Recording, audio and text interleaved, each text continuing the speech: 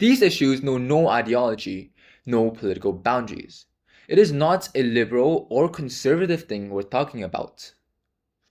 These were the words of George H.W. Bush, former Republican president, when he was referring to environmental issues in 1988. If we were to fast forward to today, we simply would not see such attempts to collaborate for the good of the environment. In fact, any discourse on climate change would probably face a lot of pushback from people dismissive of climate change, as they are usually more vocal and also disproportionately represented in the political system. I have personally experienced this myself, as the first ever video I made on the climate received a lot of comments criticizing me without actually watching the video. So this made me wonder, why are we so divided? And why has this division made us so hypocritical? The political left is known to be an ideology of openness and pluralism. So why do they shut out anyone who disagrees with them about climate change?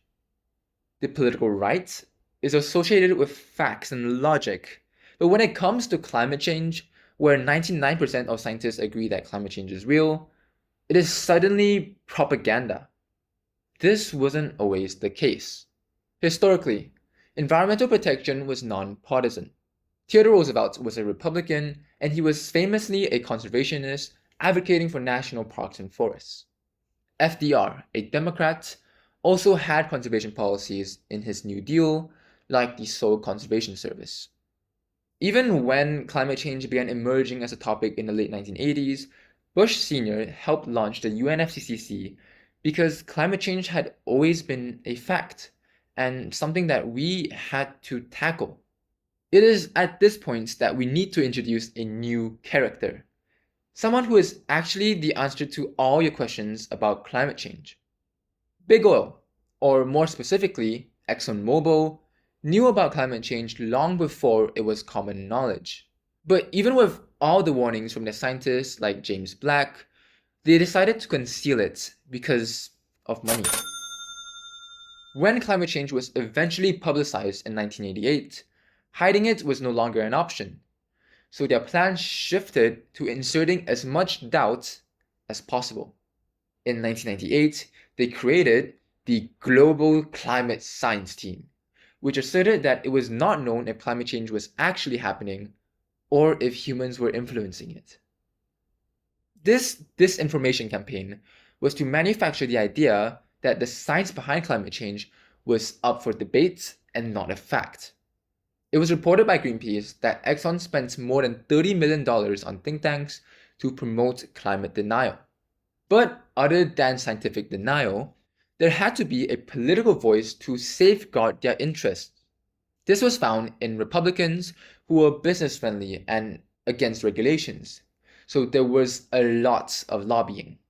Republican elites like Rush Limbaugh, an old-time political commentator, were hired to criticize anything climate-related, which reinforced the Republican rhetoric to be anti-climate.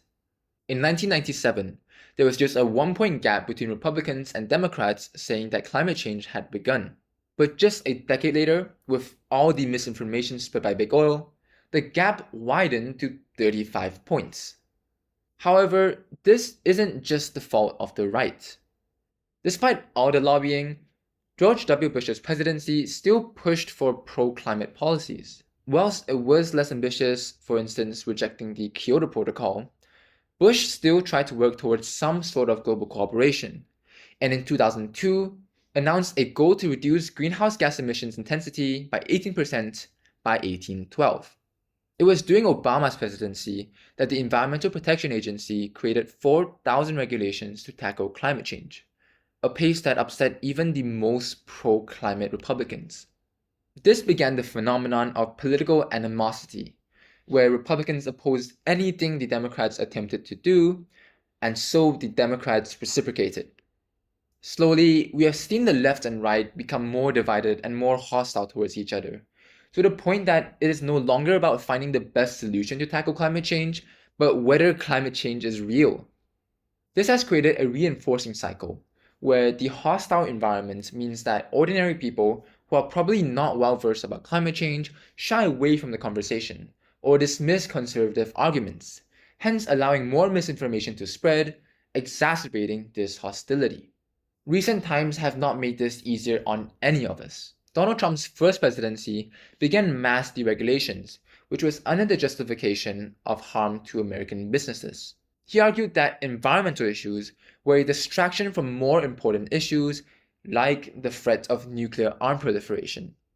And with party loyalty becoming more of a mandatory thing, Republicans had no choice but to buy into the misinformation and buy into this narrative of distraction. This video is not meant to antagonize anyone, maybe except Big Oil. I do think that the left and the right are at fault at causing our current political divide, but it doesn't have to be this way. I hope that everyone watching this video can learn and understand that climate change is a fact, but I also know that not everyone will choose to believe this. So there is an alternative where we can all win. Fun fact. A study found that Republicans were actually 5 times more likely to install solar panels than Democrats in California, though with some caveats. This shows that pro-climate actions do not need people to be concerned about climate change. Installing solar panels can help lower your electricity bills. Driving EVs can reduce air pollution. And transitioning to renewables can provide energy independence for national security. So even if you don't care or don't believe in climate change at all, there is no reason to not take these initiatives. Remember, we are all humans and we want the best for humanity and ourselves. So forget trying to win against one another. Why don't we both win?